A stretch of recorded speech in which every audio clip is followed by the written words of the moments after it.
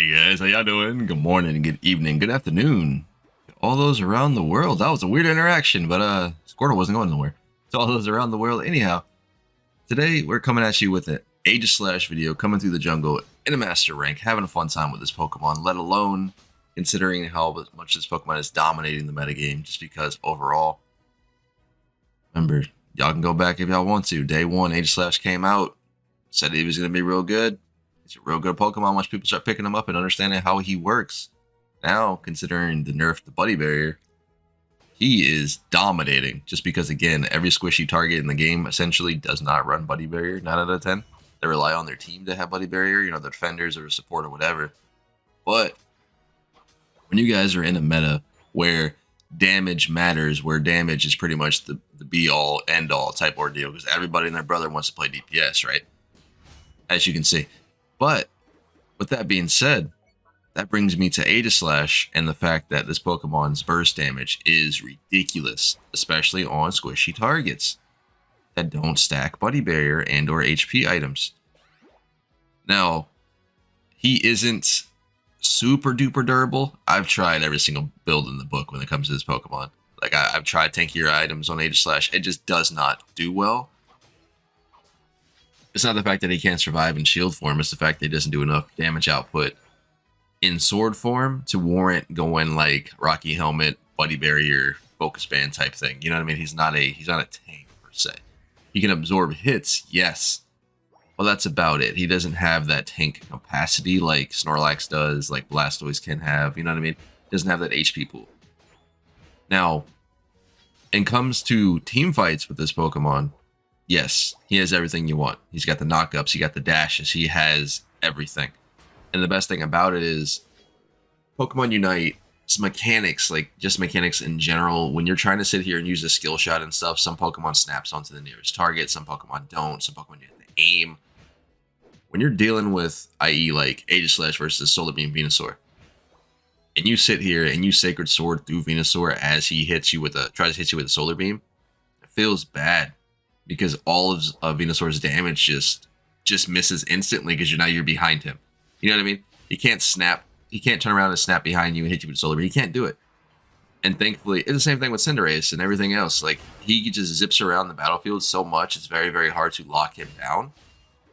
Look at it, man. It's just so cool. Now, one of the other good things about him is that sound effect that you hear.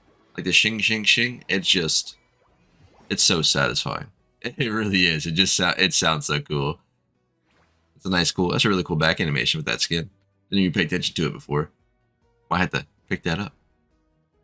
Anyhow, now we do have an interesting team composition here. We are all DPS, just like everybody else nowadays. See if we can get this Dragonite. Nah, he's like, nah, I see you. He didn't want any of it. Like just the tip. I had him with just the tip though. That was all it took. I think I'm gonna die here. Are we good? We good? We dead, right? Yeah, that's it. Pyro Ball, huh? Okay. Alright, I see you, Cinderace. I see you. Don't see that every day. Should be able to take this goal, right? Nice job. Dragonite doesn't even want to play the game anymore. He just wants to be over here left alone. But yeah, man, I'm having fun with the sword. Hopefully you guys aren't going to give up on this Pokemon. I mean, he does have a high skill cap. He is a difficult Pokemon to play. He's not a pick up and play Pokemon. He's not your Gengar. You know what I mean? He does take relative time to get used to. And that might not be up everyone's alley because he's not a pick up and play type Pokemon. Think of it like this. When you sit down and you play your very first fighting game, right? You're not going to play, I don't know, you're not going to play Sub-Zero over somebody else who's super easy, for instance. Even though he's cool, you're probably going to get your butt kicked because he has so many different combinations. That's just the way I feel when it comes to like Aegislash. He has so many different ins and outs with his passives and with his attacks that Pokemon like Blastoise is a lot more simpler to play. You know, he does have that silhouette that you need skill to play this Pokemon, which is kind of crazy. Can we get this done too? And yes, as you saw, Wide Guard did just say no to his Unite move because his Wide Guard is it's built different. Just put it like that. It just built different. If you don't want to take any damage whatsoever, you hit Wide Guard. You just win. Like, no damage. Nothing can harm you when you're in Wide Guard. which is really, really cool. And I don't think a lot of people realize that either. They just think it blocks, like, you know, basic attacks and all that sort of thing. No. If I'm sitting on top of a Fire Blast from Charizard, for instance, and I hit Wide Guard, you think that dot damage is going to do damage to me? No. You think if I'm inside a Sludge Bomb, and I'm hitting Wide Guard, is that do damage? No. Nothing can harm you when you have Wide Guard on, which is absolutely busted, to be fair, but I guess that's the way they wanted to play it, so it is what it is. Poor Venusaur. You see what I'm saying? How he just, like, walked around that Solar Beam?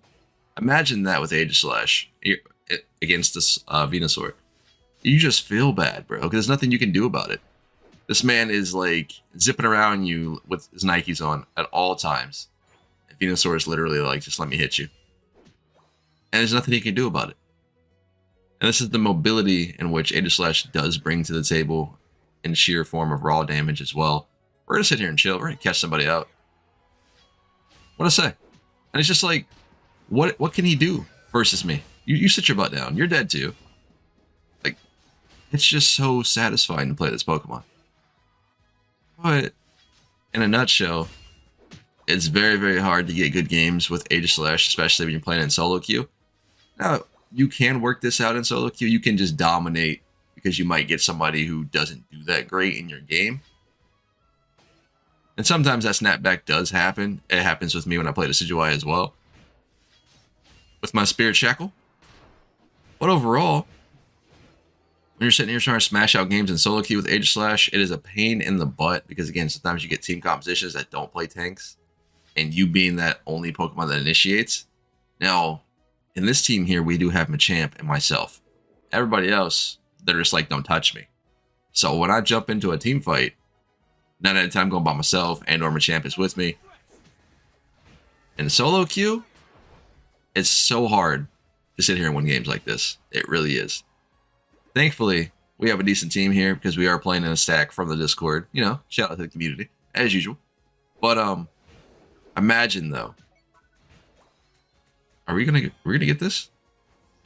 I mean, Venusaur is being a silly goober. Catch him out as well. I don't want him picking us up with Solar Beam, I guess. You're dead. Cool. There's 3. Where's everybody else at? Ah, there he was. What you want me to do, boys? What do y'all want me to do? Like, I figured we had the Zapdos, but I did not think about this Cinderace inside the bush. Waiting to Unite move it. But hey, the name of the game is Zapdos, apparently. That's what they should change this to. Goodness gracious. But we tried. Overall, I'm having a lot of fun with this Pokemon, though.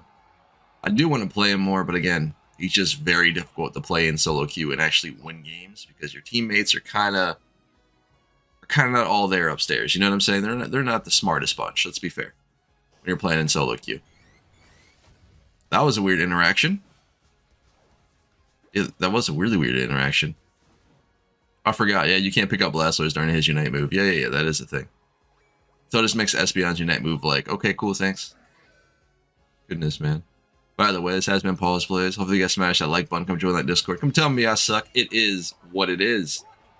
We'll catch you guys in the very next Pokemon Unite video later on today, give or take. Stay safe out there, guys, and I will see y'all later.